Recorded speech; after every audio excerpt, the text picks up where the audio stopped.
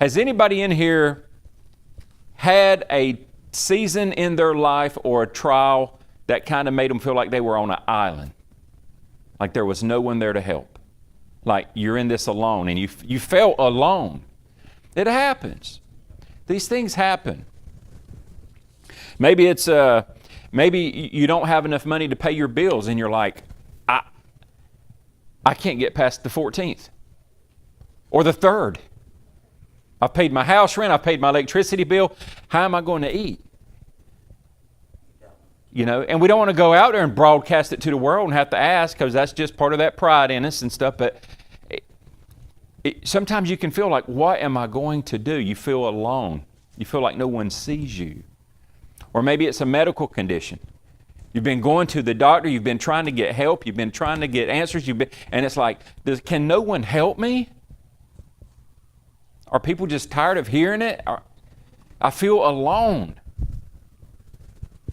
Or maybe you've had attacks from friends, coworkers, or even your own family sometimes. It makes you feel like you're separated. You know, the devil wants you to feel like that. He wants to separate you so that you feel all alone. And he can say, now give me your joy. He's there to rob you, just in case you didn't know it. Give me your joy. Give me your peace. And feel depressed. Feel depressed. That's where he wants you. And he's like, don't look anywhere else. Look at your problems. Look at me. Look at me. I'm your Look at your problems. Focus on your problems. Feel how bad you got it. And then he starts throwing in a little bit of self-pity. He starts throwing in, these things at you. And it can drown you. It can drown you. But I want you to know something. In times like this, and these seasons that we go through, God is with you. Well, Pastor, it don't always feel like that. Okay, noted. It don't feel like that. God is with you. He's there. Was he not with Peter when Peter started sinking? Just Peter had his eyes on the wrong thing, right? God is with you. And as soon as God's like, hey, I'm still with you. Look at me. He started getting back on the water. So we have to remember and trust God. He said, trust me. Trust me. And I want you to know that during these trials or medical conditions or whatever you're going through, He is still with you and He still cares for you. He knows your name, especially if you're a child of the King. He knows your name. In Genesis chapter 16, there is a lady in the Bible that she faced a similar scenario. She found that she had been kicked out. Well, she left because she was rejected, basically. She found herself all alone in the wilderness and wasn't feeling too good. I'm sure the devil was all around her like, nobody wants you here. You're not wanted. You're of no use. What do you have to contribute? What? You know what? Your best thing is to remove yourself from this group of people and get on out there by yourself. Why does the devil want you by yourself? So he can pounce on you. So he can pounce on you. So let's read Genesis chapter 16, and let's read about Hagar. Let's read about her. I know we know the name. I know we know that she was Sarah's handmaiden. But a lot of times she's kind of a person in passing. I mean, she had the child that really weren't of the line of Christ. You know, she weren't the wife, Sarah. She was that other woman that they used. She didn't have the son that was Isaac. She was an Egyptian. She wasn't a chosen person. But someone saw her. And I want us to pay attention to that today. Chapter 16 of Genesis. Now Sarah, Abraham's wife, bare him no children, and she had a handmaid, an Egyptian, whose name was Hagar. And Sarah said unto Abram, Behold now, the Lord hath restrained me from bearing. I pray thee, go in unto my handmaid. It may be that I may obtain children by her. And Abram hearkened to the voice of Sarah. Sarah's like, hey, I got this lady over here. She's a servant. She's my handmaid. Go into her, get her pregnant, have a child, and it'll be my child. Basically, let's use her. Was that not the culture back then? That was the culture. And Sarah, Abram's wife, took Hagar, her maid, the Egyptian, after Abram had dwelt 10 years in the land of Canaan, and gave her to her husband Abram to be his wife. And he went in unto Hagar, and she conceived. And when she saw that she had conceived, her mistress was despised in her eyes. How do you think Hagar feels? Going from a handmaid and a servant, and now she's with the master in his bedroom and is pregnant with his child, where not even his wife could do that. She was feeling like she had never felt before. She had never had that esteem. And she was was she a little cocky? Maybe. You know, it says here she began to despise Sarah. You know, can you imagine Sarah can't bear children? And now here Hagar is. She's kind of elevated in status. And now she's got that little baby bump. She's like, oh, this morning sickness. I got to get used to that. How do you think Sarah felt? Probably not too good, right? Let's read on. And Sarah said unto Abram, My wrong be upon thee. I have given my maid unto thy bosom. And when she saw that she had conceived, I was despised in her eyes. The Lord judged between me and thee. But Abram said unto Sarah, Behold, thy maid is in thy hand. Do to her as it pleaseth thee. And when Sarah dealt hardly with her, she fled from her face. You see, Hagar may have got a little esteem. Her position may have been elevated. She may have been, having a relationship with the master now. But she saw where the power was. It was with Sarah. And Sarah started ridiculing her and humiliating her and putting her to hard work and demeaning her. To the point so much that Hagar felt like, I'm not wanted here. She was suffering. She was suffering under Sarah. And she left. And the angel of the Lord found her by a fountain of water in the wilderness, by a fountain in the way of Shur. And he said, Hagar, Sarah's maid, whence camest thou, and whither wilt thou go? And she said, I flee from the face of my mistress Sarah. And the angel of the Lord said unto her, Return to thy mistress, and submit thyself under her hands. And the angel of the Lord said unto her, I will multiply thy seed exceedingly, that it shall not be numbered for multitude. And the angel of the Lord said unto her, Behold, thou art with child, and shalt bear a son, and shall call his name Ishmael, because the Lord hath heard thy affliction. And he will be a wild man. His hand will be against every man, and every man's hand against him. And he shall dwell in the presence of all his brethren. And she called the name of the Lord that spake unto her, Thou God seest me. For she said, Have I also here looked after him that seeth me? Wherefore the well was called Beer Laharoi. Behold, it is between Kadesh and Bered. And Hagar bare Abram a son, and Abram called his son's name, which Hagar bare, Ishmael. And Abram was 86 years old when Hagar bare Ishmael to Abram. So she left the camp. Guess where she was heading? Back to where she came from. Back to where she came from. She was going back to the way she knew. She was going back to where she feel, hey, I got a place there. She was going back to where it was easier, it was more comforting. There wouldn't be all that suffering. But she'd gotten pregnant.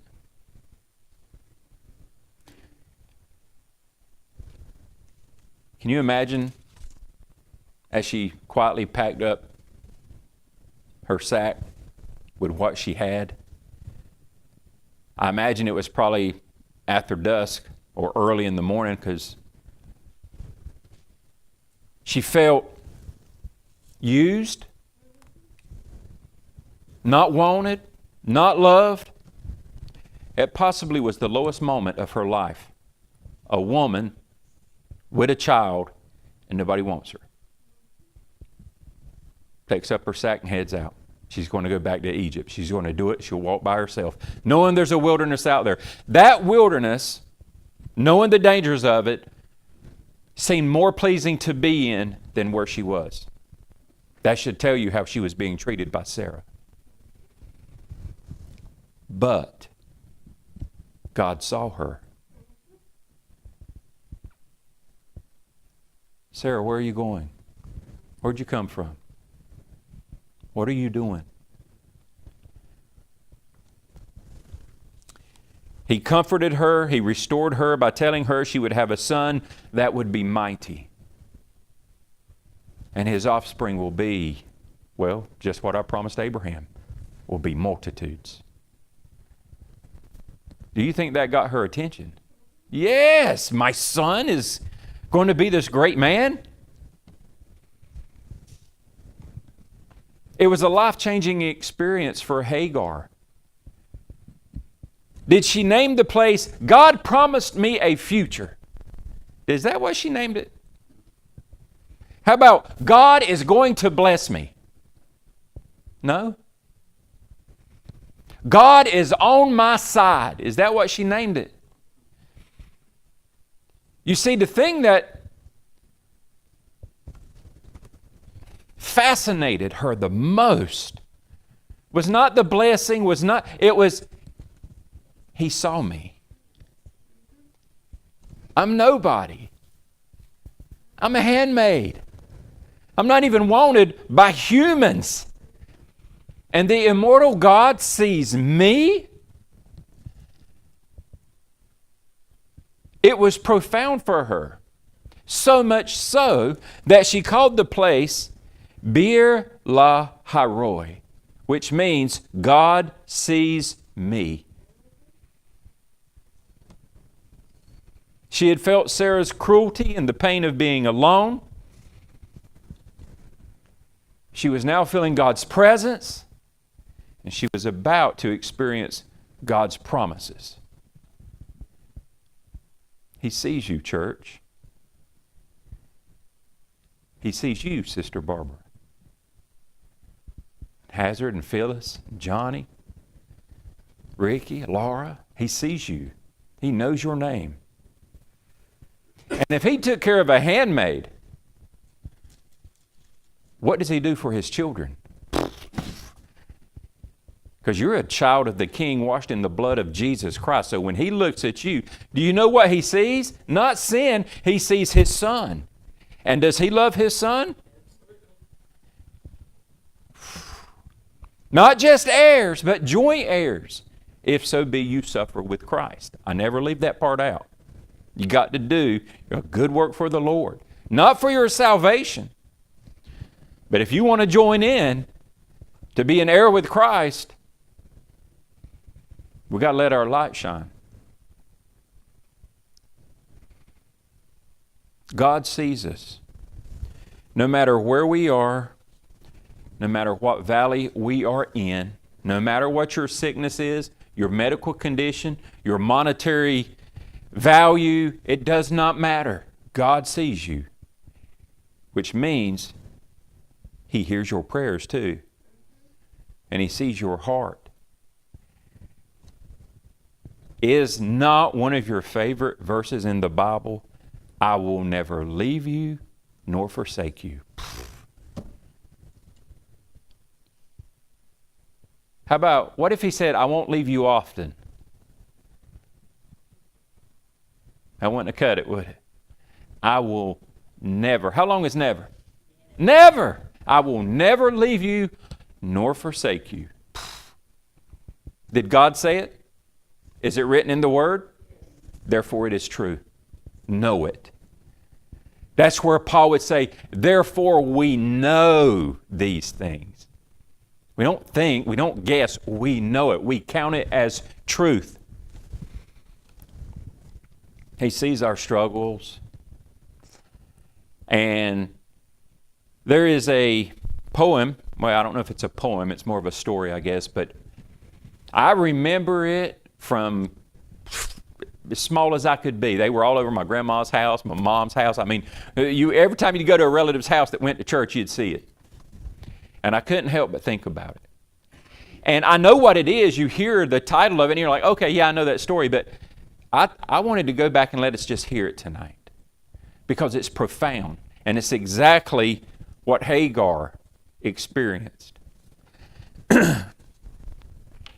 One night in a dream, I walked with the Lord by the beach. There were 2 footprints, mine and the Lord's. Can you even imagine that? But during tough times, I saw mine and wondered why. So I asked the Lord, why leave me alone when I was down? And the Lord said, my precious child, I never left you. During your times of trial and suffering, when you saw only one set of footprints, it was then that I carried you.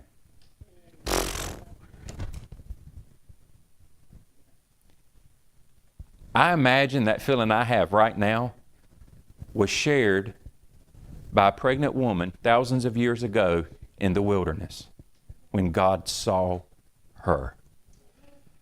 I think with the feeling I have, I would be like, God sees me. Let's name this place God Sees Me. Church, never think that you're alone. When tragedy strikes our nation, when sickness, disease enters into our family, when there's attacks, when you feel like down and out, God sees you. He sees you. He will never leave you. He will never forsake you. And I wrote these last 4 things. We can depend on God. We can trust in God. We can call on God. And we can believe on God. And you just have to have a made-up mind to know that God loves you. He cares for you. He wants the best for you. And even in times that are hard, even when you're tempted to do something that's not pleasing to Him, He's with you. See, that's when you really need to be calling on Him. See, a lot of people's like, Lord, I just sang you a song. Are you with me? Did you see that? But you know when we really need to call on Him? Lord, I'm doing something stupid. Lord, I'm doing something that you would not be happy with. Don't hide. He sees you. Face Him and say, Lord, I need Jesus Christ in my life always. Always. Forever. I pray that something's been said tonight that would remind you over here, Jesus sees you. He wants you to keep your eyes on Him, not the world, not the suffering, not the assassination. No, focus on Him and let your light shine. That's what He's saying. Let your light shine. Let your light shine. Stay focused for a little while longer. Hang on for a little while longer. I think about Him hanging on that cross. When they nailed Him to that cross, He could have said, this is very uncomfortable. Let me go ahead and die. No, not yet. Let me hang on just for a little while longer. And after an hour, no. Let me hang on for a little while longer. Hours later, Dewayne Nobles, let me hold on a little while longer. Wendy Gore, let me hold on a little while longer. Let me hold on. And when he saw that everybody was covered in the world and everybody that would ever be born had the opportunity and was covered, it was enough blood to be shed and enough pain and a big enough sacrifice. The Spirit departed from him. So church, hang on a little while longer, because there are lost souls out there, and you are a light unto the world, and you let your light shine. Even though the devil may be hitting you, even though there may be trials and sickness, you keep your head up and you say, Jesus is Lord. And I got some good news to tell you. Brother Tommy's a testament. Do you think he might be a little worried? Yeah. But you know what he keeps saying to me? It's okay. I know what God's promised, and I believe it. That is when you can say, death, where is your sting? That's when we can all know that and have that made up mind. If everybody would please stand. I appreciate your attention. It's good to be a child of the King, ain't it? Good to be a child. Don't forget, check out some books. Study Galatians. Try to teach me something Wednesday night. Right? We're going to be in what? Chapter 3 of Galatians? Wednesday night? Please come out and be with us. You want to be closer to the Lord? You want to be wiser? Come out and hear Wednesday night Bible study. All right.